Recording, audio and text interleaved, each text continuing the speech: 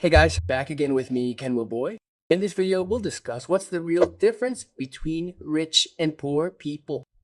Why do some people struggle to earn money working from morning till night, but at the end of the month, their salary runs out again and again? Meanwhile, why do some people who started from zero become super rich, can own buildings, can own luxury cars, own helicopters, own planes, own large companies? What's the difference? Actually, it's not destiny. Being rich or poor is not destiny, but rather a mindset. Yes, in my opinion, I'm credible enough to discuss this because I'm the founder of Fortuna Group. And yesterday, maybe if some people saw me, I went viral because there was an article that was later displayed that discussed a lot about how my wealth had reached 100 billion rupee at a young age. Yeah, and that's true. And how and what's the difference? If I look at the rich friend circle with me, I also have friends who are not as rich as I also have. I still hang out. What's the difference between them? Okay, let's get straight to it. This is based on personal experience. I don't mean to be sarcastic or anything, but I've just observed personal experience from my surroundings. The first difference is how they view time or rewards. BTD rewards. Rewards. Poor people focus on short-term pleasure. Rich people focus on the long term. So it's okay to have a hard time first as long as they're happy later. For poor people, it's okay to think about it later. What's important is to be happy now. For example, going into debt to buy a cell phone. I've seen it many times. A good example is my own employees. And there are friends of mine who earn the minimum wage doing that. Yeah, I think it's strange. Don't do it. Rich people don't do that. Even for me, when I first bought a car, I already had the money to buy it in cash without debt. Well, I chose to buy a motorcycle, even though I could have bought a car in cash. Yes. Why? Because I saved my money, used it for business first, and put it into circulation. So the way I earn money is the same. For example, if someone doesn't have anything, their focus is on how to get money now and then. Sometimes they even know the risks will make people angry, upset, and potentially get them into trouble with the law. But they still do it. Meanwhile, rich people focus on the long term. That applies to everyone. It's not just for fun, but their mindset is also long term. They see everything in terms of how it will turn out. So if you start a business, how will it turn out 5 years from now? Will it be safe? Will your turnover increase or will it be stuck here? Yes, so the most obvious thing is those two things. Until when starting a business, everyone knows that starting a business sometimes results in losses, lots of expenses, no income yet. But that's okay for the sake of realizing your long-term dream. So the biggest difference is probably that the rich buy time while the poor waste time. Those are very different things, right? Next, the poor and the rich also have different perspectives on risk. Poor people are afraid of losing money. Rich people are afraid of losing opportunities. Well, that's the difference. So if poor people want to invest, want to start a business, they're afraid. Oh, it's okay for the rich. Just start first. If we lose, the important thing is we do our best. It's okay. But later someone will say, well, yes, when you're rich, there's still more to lose. There's still more to lose. Not like that. Sometimes even rich people still speculate massively. When expanding a business, I wasn't afraid to expand my business. I built an office, spending billions. Wasn't I afraid? But for the sake of business expansion, yes. What if it fails? If it fails, when I built the office, it was the first office, not this one. This office is not the first. I've already built the second. What if it fails? Well, if it fails, my money could run out. It could run out because I really almost went all in. But when I go all in, I also look at the chances of success, what the win rate is, what the probability is. If we know we'll succeed and the chances of success are much higher than failure, why not? Let's take a chance. Maybe some people call gambling speculation, but I don't think so. That's called calculated risk, a risk that has been calculated. I'm more afraid of missing out on opportunities, especially in fields that we already master. Why not? If it's in a field I don't master, I don't want to because it's risky. Yes, if it's in a field I master, go for it. There. Because this is my field, I know sometimes I see people, even my own relatives, they've been working for a long time. They're already masters in their field. In their field. I say, come on, I'll give you the capital. Let's start a business together and then share the profits. He's afraid. He doesn't dare. He already has a big salary in that company. Wow, he doesn't dare. This is dangerous, scary, or impossible. Even though I think the business opportunity is right in front of him. One, he's working abroad. One, he doesn't exist in Indonesia. There's almost no competition, very little. So it's actually a good opportunity to bring it here. What he does there abroad, brought here. I don't dare to take that risk. Well, it's already difficult. If I look at the risk, I'm like, this goes back to number 3. If I look at the risk, it's okay if we have risks, for example, an uncertain business, right? Uncertain. But we know the potential is huge. Our income limit is huge. We can work hard until it becomes big rather than having no risk. But our income limit is small. We already know our income will be this much, and if it increases, it will probably be this much. I don't like that. In fact, in the past, I had a principle that I'd rather be a street vendor, but my own business, than a manager in a large company. That's my principle. A street vendor becomes a meatball seller. I'd rather be a manager. Well, that's the mindset, right? So now we're on to number 3. Poor people work for money while rich people make money work for them. Yes. Now this is another principle. So it's related. It all relates to the risk mentioned earlier. So if poor people work, they get paid. If they don't work, they don't get paid. It's that simple. In general. But rich people think about how this system can work itself. They say that because they're starting a business, they invest and the money will grow by itself. Or even though they still have to pay a little attention, we have to understand. If we don't understand at all, our business will fail, our investment will crash, our money will be in shambles. But at least we are the limit is big. Duh. The limit is big, right? If poor people like a guaranteed income, but the limit is small, we already know this limit. If people can become rich, they don't mind an uncertain income, even sometimes minus at certain times. But we know this limit is big. If we work seriously, be the best it can be big. There is a possibility to become big, yes. But we have to be really diligent. It's okay. The important thing is there's a possibility to become big. Well, if I were you, I would take something that has the possibility to become big rather than something that has no possibility at all, but no possibility of loss either. So high risk, high reward is the system. I prefer high risk, high reward to low risk, low reward. But the risk is something that has been calculated, yes. Not just like someone playing a guessing game. This number is guessing. Not like that. Oh, if I already knew, it would work. If it's been calculated, I'll take the risk. Even if there's still a risk, no matter how small, if any investment venture has risks.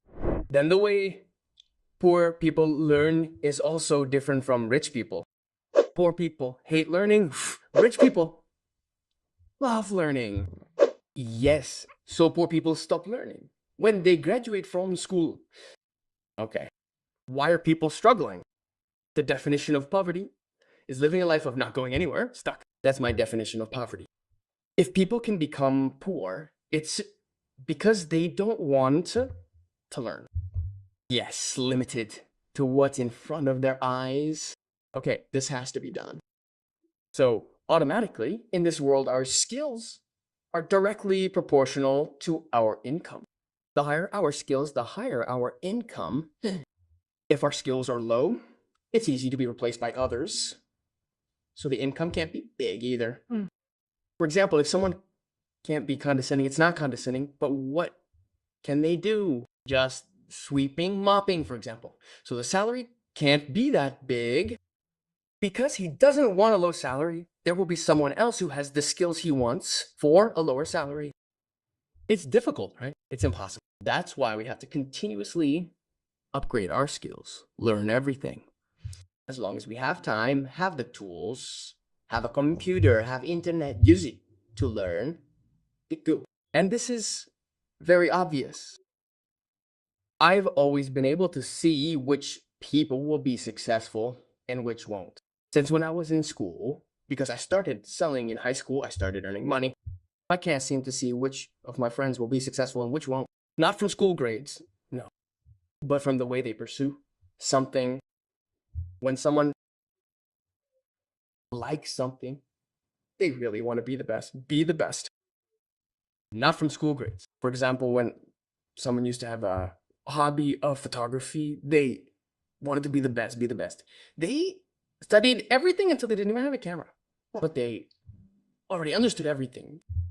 Wow, this means this person studies everything if they like something to the deepest. There are also people who don't want to learn anything. They just do what they need. Just learning what's needed isn't possible. It's impossible. This world is tough. Any industry will make money if you become the best in that industry, in that field. Of course, some industries are more profitable, some are less so. That's natural. But no matter what industry you're in, you can make money if you're the best. Now, going back to cleaning, it's true that if you can only clean, there aren't many people, but there are cleaning service companies that have their own cleaning service companies. One of the largest in Indonesia is a former cleaning service. But he studied everything until he finally recruited his friends and started his own cleaning service company. Now, if people need cleaning services, they contact him and he's the one who provides the people. Even though he started cleaning himself, he cleaned everything. But he got so deep into it that he became a big part of it. Any industry can become big if you become the best in your field. Now, this is also true for the CCLE and the environment, which is also very different. Poor people like to choose their circles differently. CCLE is a choice, not destiny. Yes, we can choose who we hang out with. It's up to us. Poor people, like friends, who gossip, spread rumors, right? While rich people, like people who see the future, talk about the future, opportunities, jobs, everything. So poor people's circle is gossip, not far from gossip, blaming the government, blaming life, blaming the boss, blaming superiors. That's the same old talk. Oh my, the government is like, wow, there's a lot of corruption. What? Well, that's something we can't control, right? Why even discuss it, in my opinion? But rich people are aware of it. For example, oh my, people often see in the news, I see another corruption case. There are many kinds of corruption. Rich people are aware of it, but we can't control it, right? We can focus if we control it. That's what I do too. And that's what changed me. I used to like to ignore people. That's it. That's it. When someone succeeds, we don't ask them how they managed to succeed, but instead we ask them, yes, he succeeded his father and he met his friend and became an investor here. It can't be like that. It can't be. You'll always find excuses like after this, after that, 1,000 reasons. When we see more successful people, we should see how they succeeded. That's what I always do. Wow, that's amazing how they succeeded. I'm not jealous, but how is it possible? What's their mindset to be able to do that, to be successful in their industry, in their field? Then the way poor and rich people view money is also different. Poor people live their lifestyle first, then debt later. Rich people buy assets first, then lifestyle later.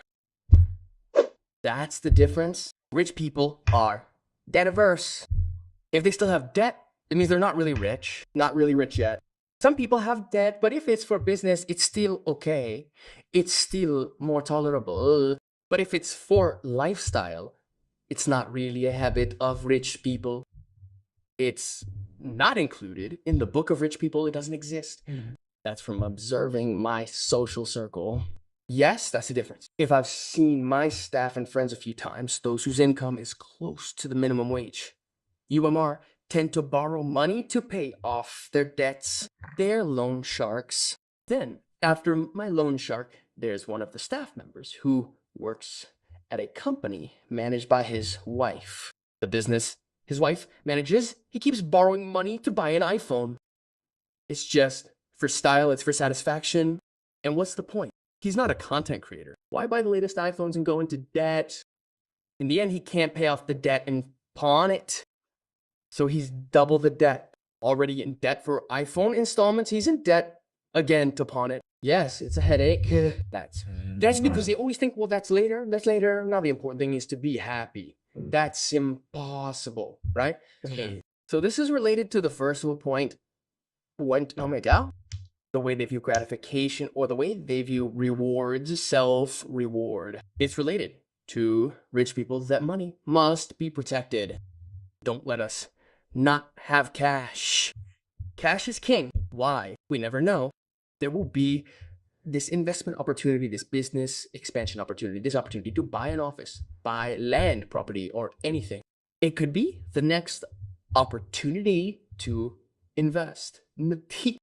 What if we don't have the cash? Well, the opportunity has passed. That's why I'm back to what I was saying earlier. I'm afraid of missing out on opportunities, not losing money, but losing opportunities. So what's the main purpose of saving money? Well, besides emergency funds and other things, of course, that must be there.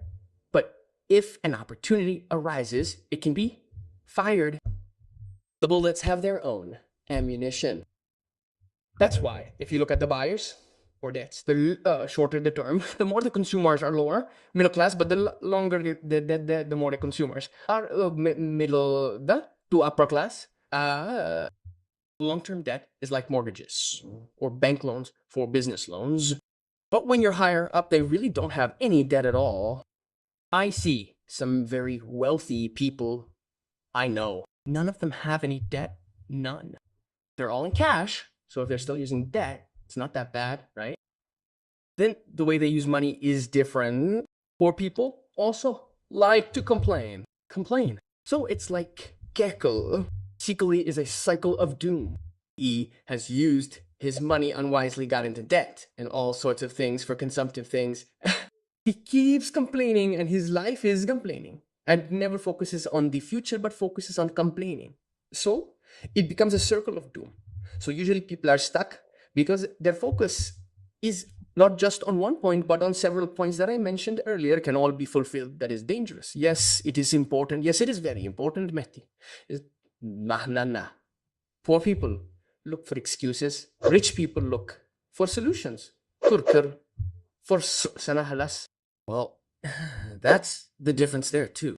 Very different, yes. So yes, you have to be smart, yes. Everyone has to be smart. Hopefully this video can help all of you. And this is also why I opened Fortuno School, yes. At Fortuno School, we try not only to get trading signals, get trading education, but we also want to create a healthy community, can learn from each other, and the knowledge I have gained can be passed on to all of you members at Fortuno School, yes. If you want to join for free, the link is in the description. Fortuno School is our service for you to get analysis or signals from us. Because for those of you who like trading, gold trading, Bitcoin trading, our signals are highly accurate. But beyond that, we also provide mindset education on correct mindsets. Because business and trading are very similar. Similarly, when we trade them, if we focus on the short term, it's usually difficult to make a profit in the long term. But if we focus on the long term, of course, in the short term, sometimes we don't make a profit first, we lose first, then later we make a profit, just like trading with similar businesses. If you want to join Fortuno School, it's free. The link is in the description. Hurry before the seats run out. If you like this video, don't forget to like, subscribe, and click the bell. Thank you for watching and best regards.